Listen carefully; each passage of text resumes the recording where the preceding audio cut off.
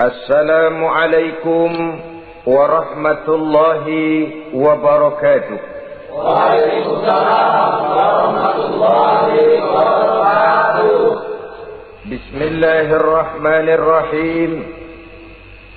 الحمد لله رب العالمين، والعاقبة للمتقين، ولا عدوان إلا على الظالمين، والصلاة والسلام على أشرف الأنبياء والمرسلين سيدنا ومولانا محمد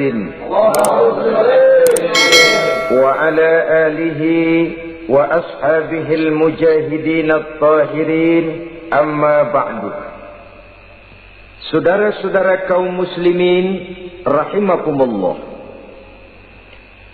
setiap kita muslim di dalam kehidupan ini selalu ingin dicintai oleh Allah Subhanahu wa ta'ala. Dan tidak seorang pun di antara kita yang hidup ingin dimurkai oleh Allah Subhanahu wa ta'ala. Jangankan lagi dimurkai Allah, dimarahi tetangga saja kita kadang-kadang sudah merasa tidak enak. Padahal bagaimanapun, kalau sekadar dimarahi tetangga, kita masih bisa menghindar, pergi atau pindah ke tempat lain. Tahun depan kita kembali lagi, barangkali sudah bisa berdamai. Tapi jikalau Allah yang murka kepada kita, padahal alam ini adalah miliknya belaka, rasanya kemana lagi langit tempat kita bernaung, dan kemana lagi bumi tempat kita berpijak.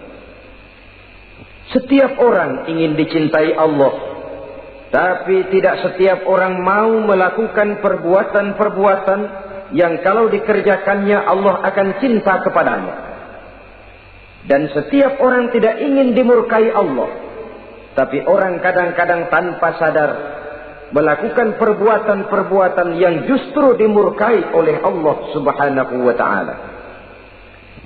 Pada pertemuan kali ini ingin saya sampaikan kepada hadirin satu hadis qudsi, di mana Allah Subhanahu wa ta'ala berfirman melalui lisan Nabi besar Muhammad sallallahu alaihi wasallam, "Uhibbu thalathan wa hubbi li thalathin ashad." Aku cinta, kata Allah, kepada 3 macam golongan manusia, tapi aku lebih cinta lagi kepada yang 3 macam lagi. Jadi ada yang sekedar dicintai Allah, ada yang lebih lagi dicintai oleh Allah Subhanahu wa ta'ala. Siapa mereka? Mari kita ikuti satu persatu isi daripada hadis qudsi ini. Yang pertama, uhibbu ahlas sakha. Aku cinta, kata Allah, kepada orang-orang yang pemurah. Aku cinta kepada orang-orang yang ringan tangan, mempunyai kepekaan sosial yang tinggi, gemar menolong orang yang memang memerlukan pertolongan. Aku cinta kepada orang-orang yang semacam itu. Saudara-saudara kaum muslimin rahimakumullah, di zaman sekarang ini, seiring dengan makin tajamnya persaingan hidup, makin tingginya tensi ekonomi, antara tenaga kerja yang masuk pasaran dengan lapangan kerja yang tersedia jauh dari memadai, gaya hidup orang sumsumtif semakin individualis. Timbullah sikap hidup elu-elu, gua-gua. Kepekaan sosial mulai lentur dan luntur, tapi tidak terwujud di dalam kehidupan sehari-hari. Padahal agama mengajarkan Allah cinta kepada orang-orang yang bermurah tangan, gemar melakukan pertolongan, peka melihat penderitaan dan kesulitan orang lain. Adalah Allah melebihkan rezeki sebagian kita dari yang lain. dimaksudkan untuk saling tolong menolong, bahu membahu dan bantu membantu.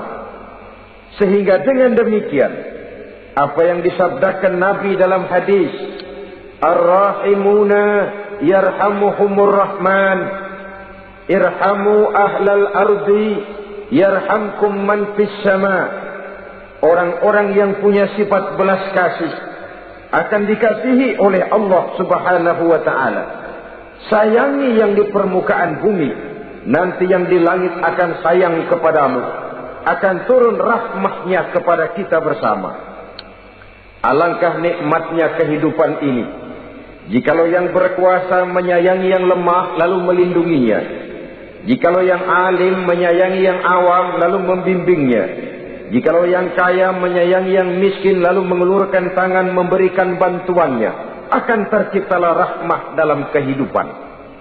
Tapi jikalau sebaliknya, yang berkuasa malah menindas dan menekan yang lemah, yang alim malah membodoh-bodohi yang memang sudah bodoh, sementara yang kaya menyantap yang miskin, akan terjadilah bala dan bencana dalam kehidupan. Bukan lagi rahmah yang turun, melainkan azab akan menimpa kita secara keseluruhan. Begitulah, terdapat tirai halus yang memisahkan kita dari konsep ajaran agama kita yang luhur.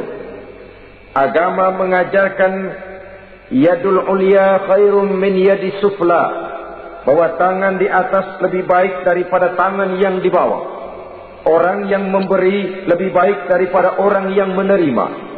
Tapi yang kita praktekkan, kita selalu berada pada posisi tangan di bawah, menjadi umat yang manja, yang lemah, padahal bukan tidak punya potensi, tapi mungkin karena kita tidak pandai menginventarisir potensi.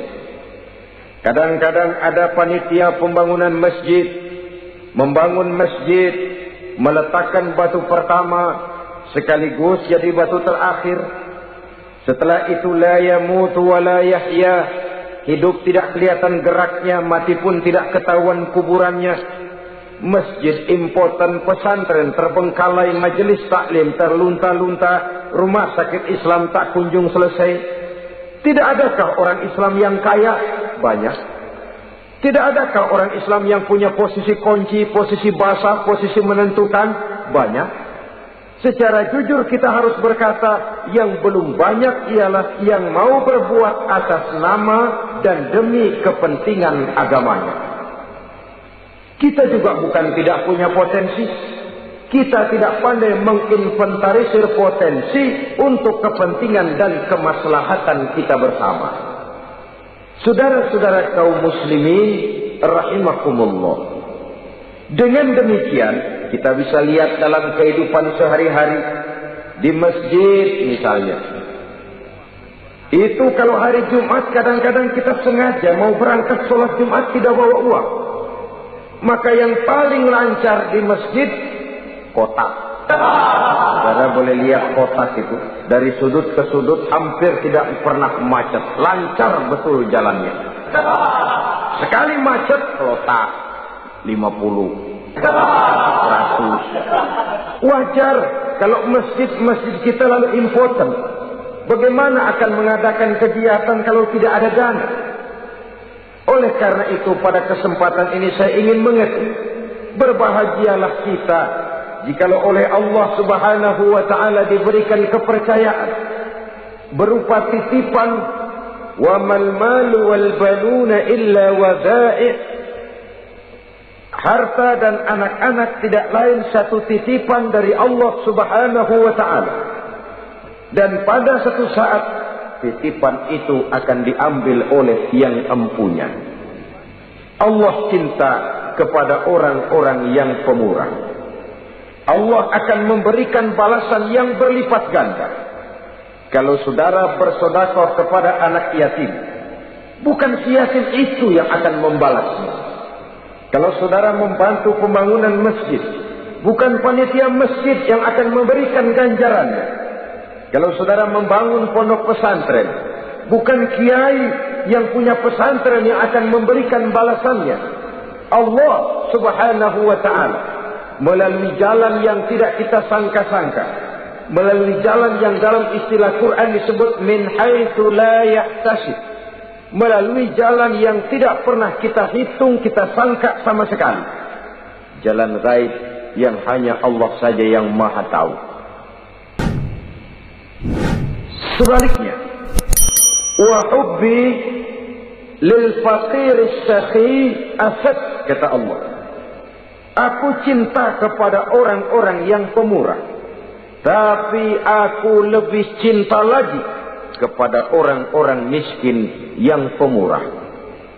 Orang kaya pemurah, Allah cinta. Orang miskin pemurah, Allah lebih cinta. Kenapa?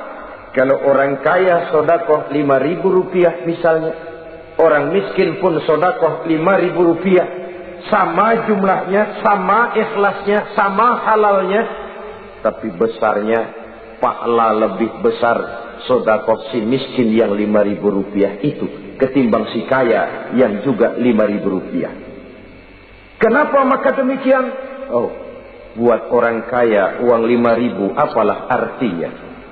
Tapi buat si miskin, untuk jumlah 5.000 itu dia harus peras keringat, banting tulang, pergi pagi, pulang sore, kaki jadi kepala, kepala jadi kaki. Tapi kok dia berani bersedekah sejumlah sedekahnya orang kaya. Ini yang dinilai oleh Allah Subhanahu wa ta'ala.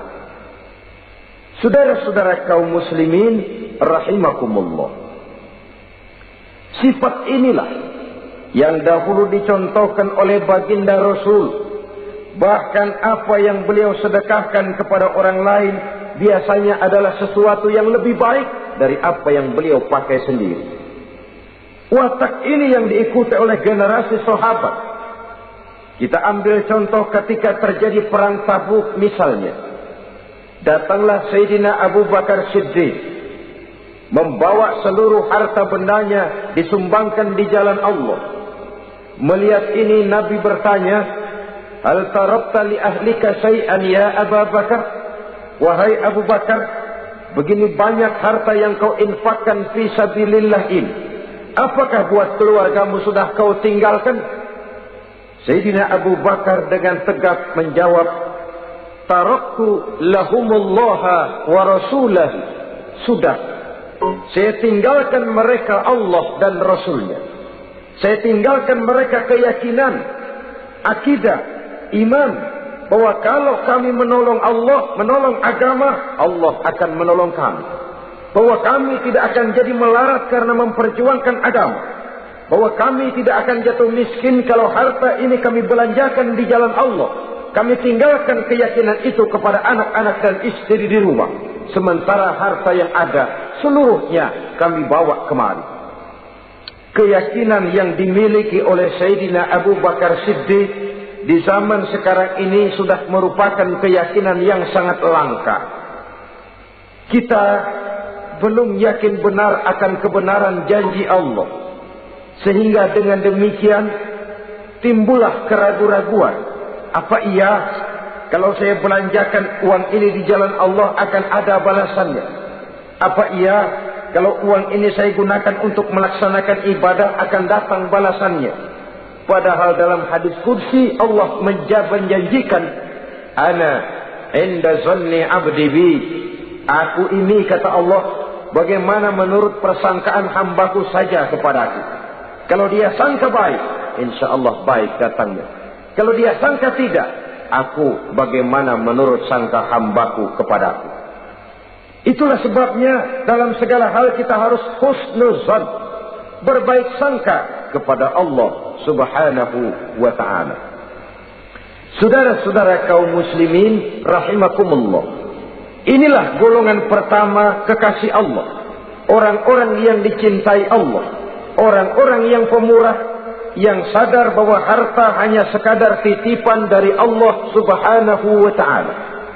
Dan harta menurut Nabi, apabila sudah kita belanjakan di jalan Allah, dia akan berkata, pertama, kuntu qalilatan fakatsartani, jumlahku sebenarnya sedikit, tapi lantaran engkau sedekahkan aku, engkau belanjakan aku di jalan Allah, maka jumlahku jadi banyak.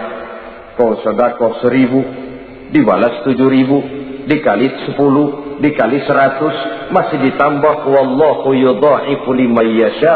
Allah melipat gandakan pahala kebajikan dari orang-orang yang dikehendakinya. Inilah yang kita bicarakan pada pertemuan kali ini. Terima kasih dan mohon maaf. Wassalamualaikum warahmatullahi wabarakatuh. Waalaikumsalam warahmatullahi wabarakatuh.